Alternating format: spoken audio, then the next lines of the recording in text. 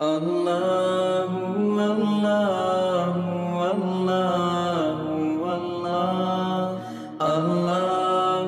اللہ اللہ اللہ۔ السلام علیکم ورحمۃ اللہ وبرکاتہ۔ پورا مجمع بولے والے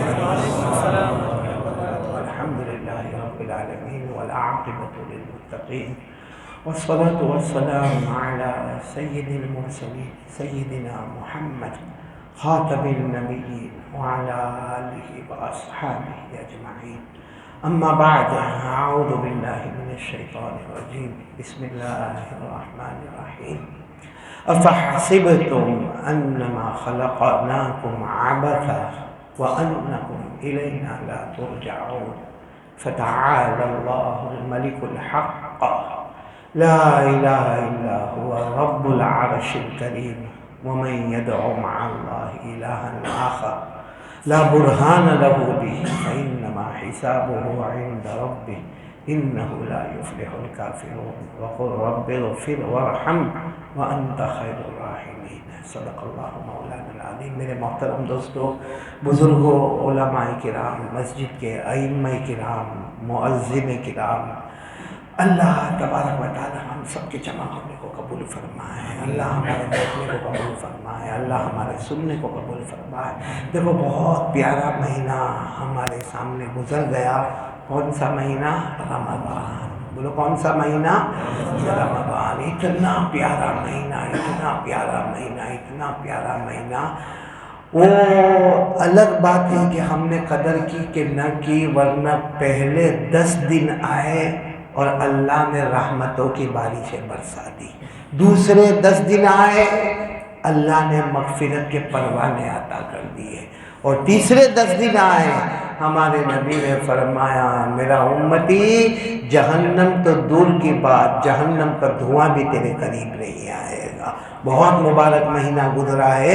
ہمارے نبی نے فرمایا قال رسول اللہ صلی اللہ علیہ وسلم اولہ رحمت واوسطہ مغفرہ وآخرہ عتق من النار۔ ہمارے آقا صلی اللہ علیہ وسلم نے فرمایا رمضان کا مہینہ اتنا مبارک مہینہ، پہلے 10 دن آئے رحمتوں کا سمندر آیا، دوسرے 10 دن آئے مغفرت کا پروانہ آیا، آخری 10 دن آئے اللہ نے امت کو جہنم سے آزاد کر دیا۔ تو بہت پیارا مہینہ گزرا ہے۔ اب ہم کو کیا کرنا ہے؟ آپ کو ایک نبی کا نام معلوم ہے، حضرت موسیٰ علیہ السلام، ہے نا؟ وہ کہاں جاتے تھے؟ پہاڑ پر، اور کس سے بات کرتے تھے؟ اللہ نے فرمایا وَنَادَيْنَاهُ مِن جَانِبِ الطُّورِ الْأَيْمَنِ وَقَرَّبْنَاهُ نَجِيًّا۔ حضرت موسیٰ علیہ السلام پہاڑ پر جاتے تھے، پورا مجمع بولے کس سے بات کرتے تھے؟ ایک دن اللہ نے کیا فرمایا؟ اللہ نے فرمایا موسیٰ میرے سے قریب ہونا چاہتے ہو؟ اللہ کہہ رہے ہیں اے پیغمبر موسیٰ مجھ سے قریب ہونا چاہتے ہو؟ اب کوئی بھی پیغمبر ہوگا کیا کہے گا؟ قریب ہونا چاہتا ہوں۔ اللہ نے کہا میری قسم موسیٰ اتنا قریب کروں گا، آنکھ اور روشنی اتنی قریب نہیں، اس سے زیادہ میں تجھے قریب کروں گا۔ آنکھ اور آج کے ساتھ کیا؟ روشنی اتنی قریب نہیں جتنا میں تجھے زیادہ قریب کروں گا۔ پھر اللہ نے کیا فرمایا معلوم؟ یہ بدن، یہ ہمارا شریر، یہ ہمارا بدن اور اندر کی روح اتنی قریب نہیں، اس سے بھی زیادہ میں تم کو قریب کروں گا۔ بولو، اس سے بھی زیادہ میں تم کو قریب کروں گا۔ اللہ نے کہا آنکھ کی روشنی اتنی قریب نہیں، بدن اور روح اتنا قریب نہیں، اس سے بھی زیادہ میں قریب کروں گا۔ لیکن موسیٰ تم چاہتے ہو میرے سے اتنا قریب ہونا، اتنا قریب ہونا، اتنا قریب ہونا؟ تو حضرت موسیٰ علیہ السلام نے کہا اللہ تیری قسم میں تو بہت قریب ہونا چاہتا ہوں۔ اللہ تبارک و تعالیٰ نے فرمایا موسیٰ ایک زمانہ آئے گا میرے آخری نبی محمد مجتبیٰ آئیں گے، میرے آخری نبی احمد مصطفیٰ آئیں گے، تم ابھی سے درود پڑھنا شروع کرو، جتنا درود پڑھتے جاؤ گے آنکھ روشنی سے اتنی قریب نہیں، بدن اپنی روح سے اتنا قریب نہیں، اس سے زیادہ موسیٰ تم اللہ سے قریب ہو جاؤ گے اگر آخری نبی پر درود پڑھتے جاؤ گے۔ اور تم اکیلے نہیں، کوئی بھی میرے آخری نبی پر درود پڑھتا جائے گا وہ اللہ سے قریب تر ہوتا چلا جائے گا۔ تو میرے دوستو پڑھیں گے؟ بولو پڑھیں گے انشاءاللہ۔ وہ ہمارے نبی صلی اللہ علیہ وسلم ہمارے آقا بولو محمد رسول اللہ سفر میں، بولو کہاں؟ سفر میں۔ اب سفر میں معاملہ کیا ہو گیا معلوم ہے کہ سفر میں ہمارے نبی کھانے کا وقت ہوا، سب کو کہا کہ بھائی جو وہ زمانے میں سب لوگ اپنا اپنا ٹفن لے کے آتے تھے، ہمارے نبی نے فرمایا دسترخوان بچھاؤ اور جو کھانا لے کر آیا اور سب لوگ اپنا اپنا کھانا رکھو۔ اتفاق ایسا، وہ زمانہ ایسا تھا، سب نے اپنا ٹفن کھولا، سب کے پاس روٹی، بولو سب کے پاس سالن، اب صرف روٹی ہوئے، حلدر والوں کو چلے؟ ہاں نہیں چلے، اپنے کو نہیں چلے، اپنے کو کھجور میں بیج نہیں چلتا، کھجور میں بھی بادام چاہیے۔ پہلے زمانے میں بھجیے جو بنتے تھے نا، پکوڑے بنتے تھے، اس میں پیاز ہوتا تھا یا آلو ہوتا تھا۔ ابھی میں یہاں راکب کے یہاں کھایا، بھجیا سمجھ کے کھولا تو اس میں سے مرغی نکلی۔ ہم لوگوں کو یہ سب نہیں، اب صرف روٹی سالن۔ تو ہمارے نبی صلی اللہ علیہ وسلم نے دیکھا جو بھی دسترخوان پہ رکھ رہا ہے، کیا رکھ رہا ہے؟ اتنے میں شہد کی مکھی، سمجھتے ہو شہد کی مکھی جس کو انگریزی میں ہنی بی کہتے ہیں، جو مد مکھی، ہاں، وہ بن بن بن بن بن بن کر کے یوں ہمارے نبی کے قریب گھومنے لگی۔ تو صحابہ نے کہا وہ شہد کی مکھی اللہ کے رسول کے قریب، کیونکہ شہد کی مکھی جب ڈستی ہے نا، بہت خطرناک ڈستی ہے، تو سب نے اس کو ہٹانے کی کوشش کی۔ ہمارے نبی نے کہا یہ بات کر رہی ہے، مجھ سے بات کر رہی ہے، اور یہ کہہ رہی ہے کہ تمہارے پاس روٹی ہے، وہ پہاڑ کے پیچھے شہد کا چھتا ہے، پہاڑ کے پیچھے شہد کا بہت بڑا چھتا ہے، بہت شہد ہے، وہ لاؤ، سب لوگ آرام سے کھا لیں گے۔ تو ہمارے نبی صلی اللہ علیہ وسلم نے حضرت علی کو کہا حضرت علی بڑا پیالہ لے کے جاؤ، بڑا بھگونا لے کے جاؤ، اور وہ مکھی آگے ہوگی، تم 2-3 صحابہ پیچھے جاؤ اور شہد لے کر آؤ۔ اللہ کی قسم حضرت علی فرماتے وہ مکھی کے پیچھے ہم چلے، وہ پہاڑ کے پیچھے گئی، وہ شہد کا اتنا بڑا چھتا جیسے کوئی بہت بڑا نقشہ ہوئے۔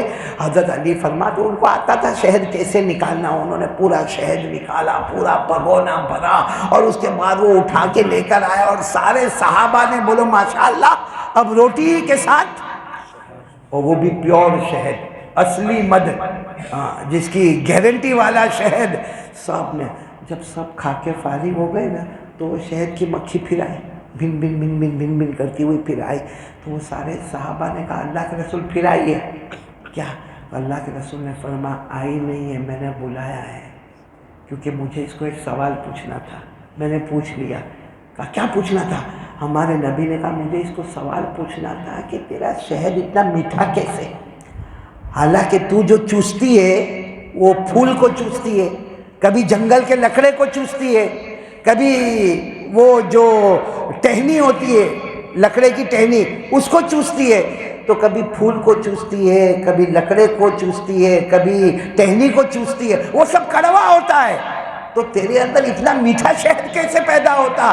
تو کہ شہد کی مکھی نے کہا ہمارے اللہ کا حکم ہے، چوسنے سے پہلے ہم درود آپ پر پڑھتے ہیں، جس کے نتیجے میں اللہ ہمارے اندر وہ شہد پیدا کرتا ہے جو میٹھا بھی ہوتا ہے اور شفا بھی ہوتا ہے، جو میٹھا بھی ہوتا ہے، جس کو اللہ نے فرمایا یخرج من بطونها شراب مختلف الوان فیہ شفاء للناس۔ اللہ نے فرمایا چھوٹی سی مکھی ہے، لیکن اس کے پیٹ میں جو رس ہم نے رکھا ہے وہ رس کا کلر الگ ہوگا، لیکن وہ میٹھا بھی ہوگا، شفا بھی ہوگا، اور میٹھا بھی ہوا، شفا بھی ہوا، اور برکت اس کی درود پاک ہوئی۔